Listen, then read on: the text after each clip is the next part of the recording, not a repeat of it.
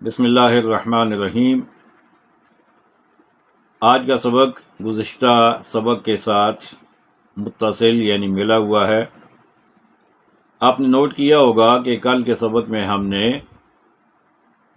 الف با والی پوری پٹی پڑھی ہے سوائے چند حروف کے۔ اس میں سے ہم نے حمزہ نہیں پڑھا، ہم نے با نہیں پڑھا، دال کو نہیں پڑھا، اس کے بعد ہم نے طا کو نہیں پڑھا اور قاف کو ہم نے نہیں پڑھا۔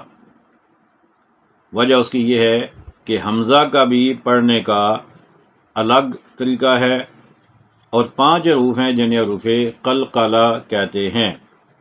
قاف، طا، با، جیم، دال، انہیں جب ہم ملاتے ہیں پہلے 3 حروف کو ملائیں گے، قاف، طا، با، یہ بن جائے گا قطبو۔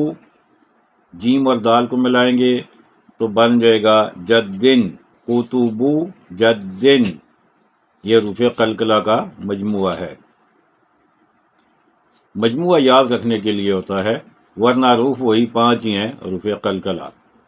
تو یہ کل ہم نے نہیں پڑھے تھے، 6 حروف، 5 حروف قلقلہ اور ایک حمزہ۔ اب آ جائیے حروف قلقلہ پہ۔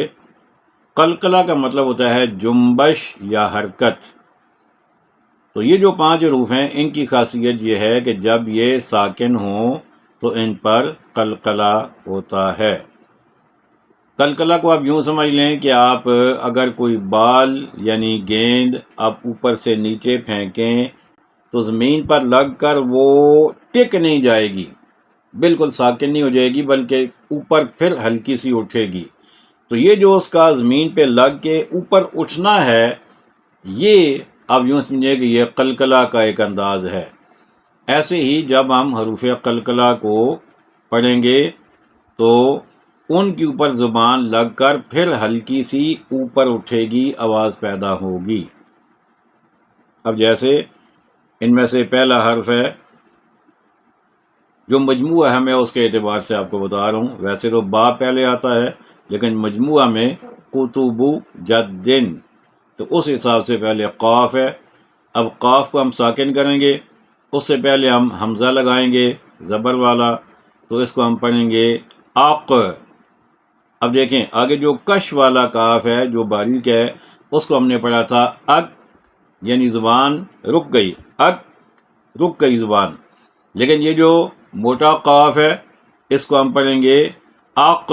یہ دیکھیں ادھر، اق، اق، کاف پہ کے مخرج پہ زبان لگی پھر ہلکی سی اوپر اٹھے گی، اق، اق، اوق۔ اس کے بعد آ جائیں طا پہ، آطر، ایطر، اوتر۔ اس کے بعد آ جائیں با پہ، اب، ایب، اوب۔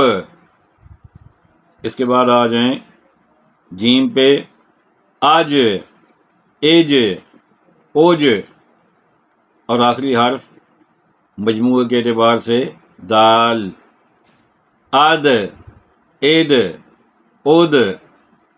اس میں ایک چیز کا آپ نے خیال رکھنا ہے کہ حروف قلقلہ کو جب آپ ادا کریں، قلقلہ والے حرف پر جب آپ زبان کو جنبش دیں، حرکت دیں، تو اس میں زبر زیر یا پیش کی طرف اشارہ نہیں ملنا چاہیے۔ یعنی اب ایسے نہیں ہے کہ آبو، تو اب یہ تو پیش کی طرف چلا گیا، آبو، آبے، یہ تو زیر کی طرف چلا گیا، آبا، تو یہ تو زبر کی طرف چلا گیا۔